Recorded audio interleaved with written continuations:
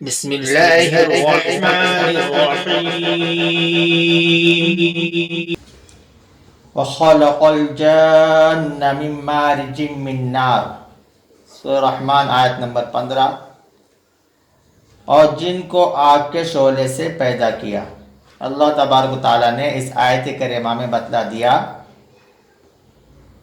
کہ جنات کو آگ کے شعلے سے پیدا کیا ہے۔ اس آیت کریمہ میں لفظ مارج اللہ تعالیٰ نے ذکر کیا ہے، اس کا معنی آگ کا وہ حصہ ہے جو اوپر کی طرف بلند ہوتا ہے، جسے ہم شعلہ کہتے ہیں۔ سیدہ عائشہ رضی اللہ تعالیٰ عنہ فرماتی ہیں کہ رسول کریم صلی اللہ علیہ وسلم نے فرمایا، فرشتے نور سے پیدا کیے گئے ہیں، جنات آگ کے شعلے سے، اور آدم علیہ السلام کو اس چیز سے پیدا کیا گیا ہے جو تمہارے لیے بیان کی گئی ہے، یعنی مٹی سے۔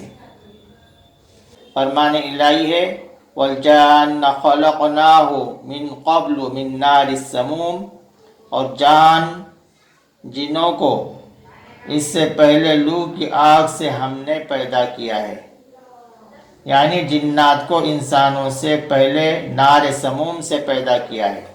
سموم ایسے ہی گرم ہوا کو بھی کہتے ہیں جو باعث قتل ہو۔ بعض نے کہا ہے دن کو یا رات کو جو گرم ہوا چلے اس کو سموم کہتے ہیں، اور بعض کہتے ہیں کہ رات کی گرم ہوا کو سموم اور دن کی گرم ہوا کو حرور کہتے ہیں۔ دین کی بات پھیلانا صدقہ جاریہ ہے، ثواب کی نیت سے ویڈیو کو شیئر ضرور کیجیے۔ جزاک اللہ۔